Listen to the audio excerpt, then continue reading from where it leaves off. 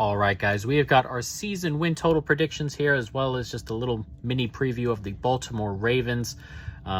Season win total over 10.5, minus 102, under 10.5 at minus 120. We'll get into our prediction toward the end of the video, but we're going to run through the roster, run through the schedule, take a look at a variety of different things before we make our decision. So might as well start with the coaching staff. John Harbaugh stays the coach. A good coach, and last year he was it seemed like he was learning on the job about fourth down decisions and things like that. Kind of got better as the year went, and I think he'll continue to get better. Mike McDonald stays the defensive coordinator, and Todd Monken comes in from Georgia at offensive coordinator. We'll talk about him in a little bit, but exciting to say the least, so we'll see. But let's jump into the roster construction just a little bit. Offensive line, some solid pieces here. Stanley's really good at left tackle if he stays healthy. He's been missing games. Left guard, that's probably the problem position. Going to be a struggle to replace Ben Powers, and whether they have or not, we'll see. But the rest of the line has solid pieces, maybe not spectacular. Moses at right tackle, Zeitler at right guard, that sort of stuff. Nothing crazy. Good, but solid all around if they stay healthy. Running back room stays the same, stays solid. If Dobbins can come back, he was running pretty well in spurts toward the end of last year. If he can come back healthy and ready to start the season, that's a good spot. And then Justice Hill and Gus Edwards are nice backups. They kind of don't miss a beat really when players go out, though Dobbins is probably the best of the bunch. Tight end room, elite. Mark Andrews, obviously one of the better tight ends in the league. Isaiah Likely is also a really nice piece. Pretty athletic. It's just a different type of guy than Mark Andrews, and two pretty decent pass catchers as well. So a really good room there. Then we get into wide receivers. Now, this is an improved room, though I think it's just a little bit overrated. Bateman is good when he's healthy. He's an excellent receiver. Odell is where I think the overration comes in just a little bit. He hasn't played in a year and a half now. He's been missing a ton of time before that. It's just, what are we getting out of Odell? I think people think Odell Beckham and think, great, elite kind of thing, but I don't know if he's that anymore, and we'll see what he can bring, but a decent two. And then Zay Flowers is a really nice addition out of the first round. Should be playing out of the slot or swapping around with Odell and things like that. So it's a really nice set of skill players here. I think just a tiny bit overrated the wide receiver position, though. And we'll talk about Monken now. He's going to be charged with spreading this offense out. And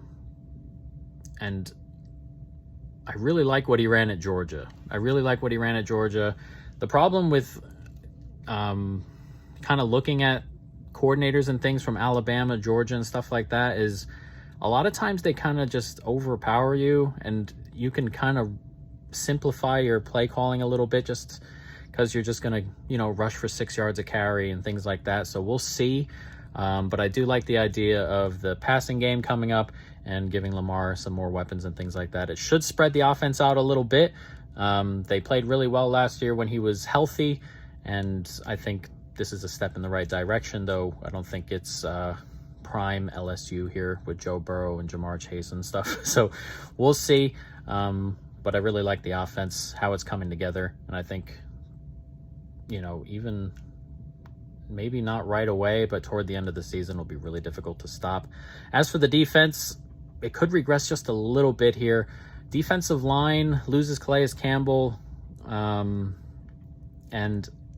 he's a nice veteran rusher, but it's not that he's exceptional at the moment. It's just everyone behind him is kind of young, and there's some potential here on this line. I really like Owe, but until I see it, it's not a great defensive line. I'm going to start having to see a little bit more out of the younger players at the beginning of the season before we go ahead and upgrade it. As for linebacker, the defense got a lot better in run defense when they added Roquan Smith last year. While he's healthy, linebacker is settled. Secondary loses Marcus Peters, Chuck Clark. Kyle Hamilton should step in for Chuck Clark. As for Marcus Peters' role, Rock Ya-Sin, I guess, might be that second corner. He's replacement level to me. He's okay, but nothing great. And the problem here at corner, especially, safety's okay. It's got some good players on the front. Depth-wise is okay. Depth at corner is really, really thin. This is not a deep group, and it's a group that isn't particularly great if Rock Ya-Sin's kind of like your second guy. So as the season goes on, those depth pieces, they're going to have to step up quite a bit.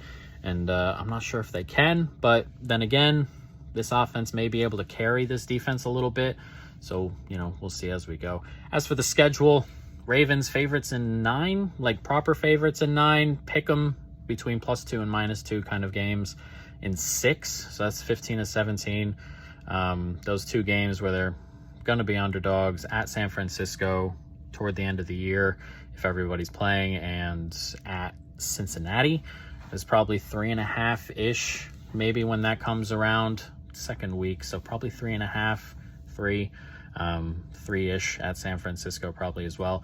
But favorites in 9, proper favorites in 9, and it's what you want here. It's a good football team, but there are some tricky spots in the schedule. We can go through it. I think their toughest stretch is right at the beginning. They go to they have Houston at home to begin with, and then this stretch here is difficult. At Cincinnati, home to the Colts, and then at Cleveland, at Pittsburgh, at Tennessee, and then Detroit. It's a difficult stretch. It's a difficult stretch, one, because 3 of those 4 in that chunk there, Cincy, Indy, Cleveland, Pitt, all 3 on the road in division, in a really tough division. It's not what you want when you're getting a new offense together, when your defense is kind of trying to find itself, and you're going to be moving the defense around a little bit. I think if the pass rush doesn't get off right away and the cornerbacks are having a little bit of trouble, or there's an injury there, it's not exactly what you want. Those games are always tight, and they're always going to be tight. It's just going to be very difficult that early in the season. And then we get Detroit, and then at Arizona, and then Seattle, Cleveland, Cincinnati, at LA, the Chargers. That's a tough stretch there. At least 3 of them are at home: Seattle, Cleveland, Cincy.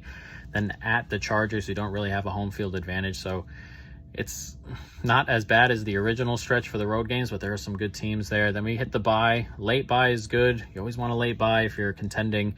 Kind of reset for the second portion of the season, especially if you're going into the playoffs. Then we have the Rams at Jacksonville, at San Francisco, Miami, and Pitt to end the year. So it's not an easy schedule.